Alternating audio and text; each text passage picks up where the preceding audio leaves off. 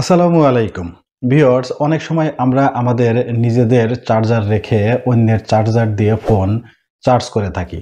তো ভিউয়ার্স, এই কাজটা যে আমরা করতেছি আসলে এটা কিন্তু আমাদের মোবাইলের ক্ষতিসহ কত বড় যে একটা দুর্ঘটনা ঘটতে পারে এটার কারণে সেটা কিন্তু আমরা জানি না।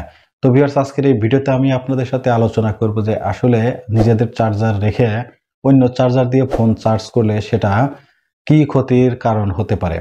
তো ভিউয়ার্স, এর প্রত্যেকটা পয়েন্টই খুবই গুরুত্বপূর্ণ। আশা করি ভিডিওর শুরু থেকে শেষ পর্যন্ত আপনারা সাথে থাকবেন। আর ভিউয়ার্স, মূল আলোচনায় যাওয়ার আগে আমি আপনাদের রিকোয়েস্ট করব, আপনি যদি আমার এই চ্যানেলে নতুন হয়ে থাকেন তাহলে ভিউয়ার্স অবশ্যই চ্যানেলটা সাবস্ক্রাইব করবেন। আর আপনি যদি ফেসবুক পেজ থেকে আমার এই ভিডিওটা দেখে থাকেন তাহলে পেজটা অবশ্যই ফলো করে রাখবেন। তো ভিউয়ার্স, শুরুতেই যে পয়েন্টের কথা বলতে চাচ্ছি সেটা হলো ব্যাটারি ফুলে যাওয়া।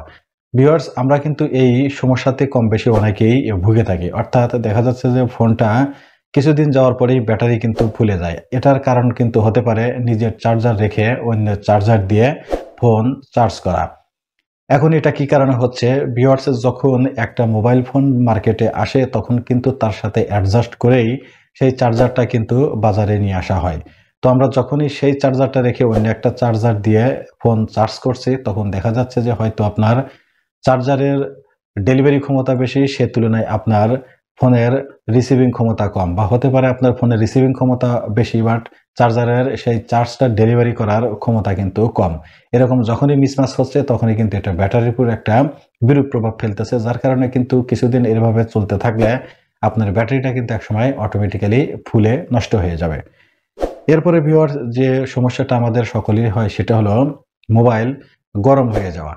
তো ভিউয়ার্স, অনেক সময় দেখবেন যে আসলে ফোন যখন আমরা চার্জে দিচ্ছি ফোনটা কিন্তু অনেক পরিমাণে বেশি গরম হয়ে যাচ্ছে।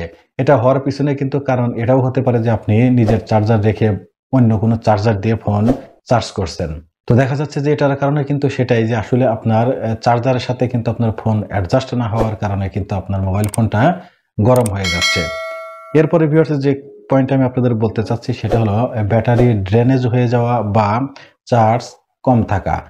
তো ভিউয়ার্স, যখনই আপনারা নিজেদের চার্জার রেখে যখন অন্য একটা চার্জার দিয়ে ফোনটা চার্জ দিচ্ছেন বা দিবেন, দেখা যাচ্ছে যে ফোনটা কিন্তু চার্জ আসলে হবে।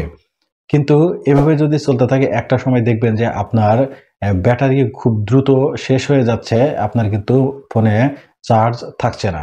তো এই কারণটা কি ভিউয়ার্স? এই কারণটা এটাই যে আপনি অন্য কোনো চার্জার ব্যবহার করছেন চার্জের সময়ে। এরপরে ভিউয়ার্স, যে সমস্যাটা হতে পারে সেটা হলো চার্জারের ইনপুট পিন নষ্ট হয়ে যাওয়া।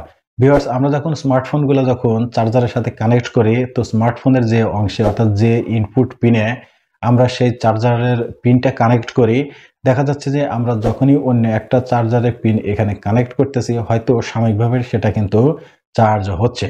কিন্তু একটা কথা সবসময় মনে রাখবেন, আপনার যে চার্জার আছে সেটার পিনের সাথে আপনার মোবাইল ফোনের যে ইনপুট পিনটা আছে সেটা কিন্তু অ্যাডজাস্ট করা। এটা যদি আপনি লং টাইমও চার্জ দেন তাহলে এটাতে কিন্তু এটার সাথে লাগানোর পরে এটা নষ্ট হওয়ার পসিবিলিটি কিন্তু খুবই কম।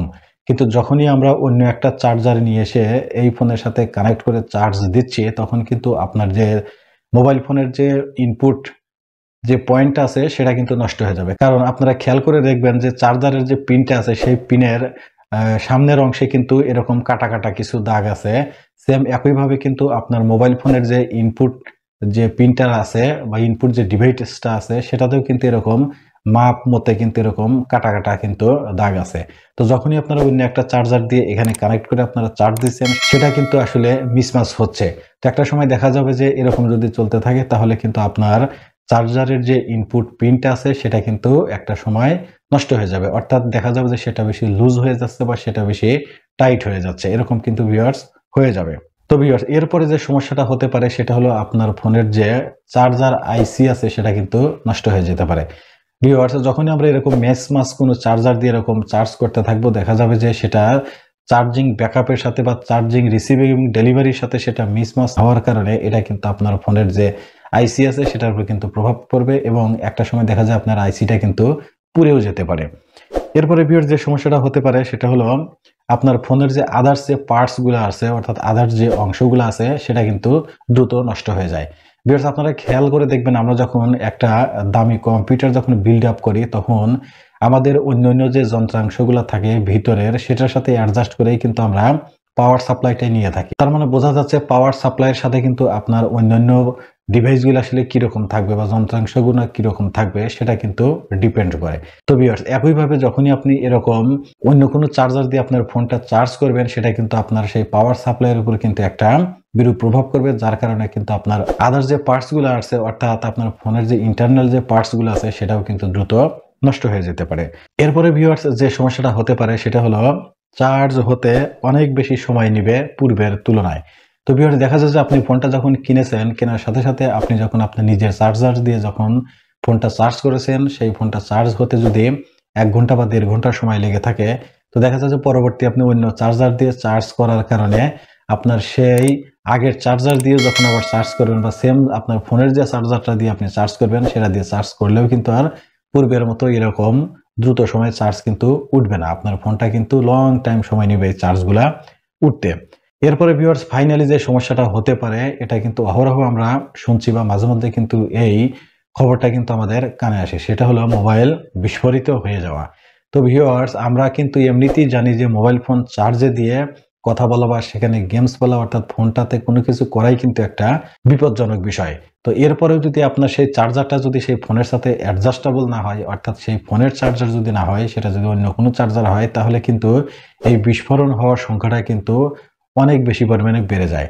তো ভিউয়ার্স, এমনও হতে পারে যে দেখা যাচ্ছে যে সেই চার্জারটার কারণেই আপনার এই ফোনটা কিন্তু বিস্ফোরিত হয়ে যেতে পারে। তো ভিউয়ার্স, আমি আপনাদের রিকোয়েস্ট করব যে আপনাদের এই ফোনের সাথে যে অ্যাডজাস্ট করে যে চার্জারটা দিয়ে দেওয়া হয়, আপনারা সবসময় চেষ্টা করবেন সেই চার্জারটা দিয়ে চার্জ করার জন্য। আর যদি এরকম হয়েই যায় যে আসলে সেই চার্জারটা আপনার হাতের কাছে নেই বা হয়তো ক্ষেত্র বিশেষে আপনি সেটা ইউজ করলেন অন্য কোনো চার্জার, তবে সেটা মোটেও যেন কন্টিনিউ না হয়। আপনি ২-১ বার হয়তো এভাবে করতে পারবেন। তো ভিউয়ার্স, আমি আশা করব আমার এই ভিডিওটা থেকে আপনারা কিছুটা হলেও উপকৃত হবেন। তো ভিউয়ার্স, আপনাদের সাথে দেখা হবে পরবর্তী নতুন কোনো ভিডিওতে। সে পর্যন্ত সবাই ভালো থাকবেন, সুস্থ থাকবেন। আল্লাহ হাফেজ।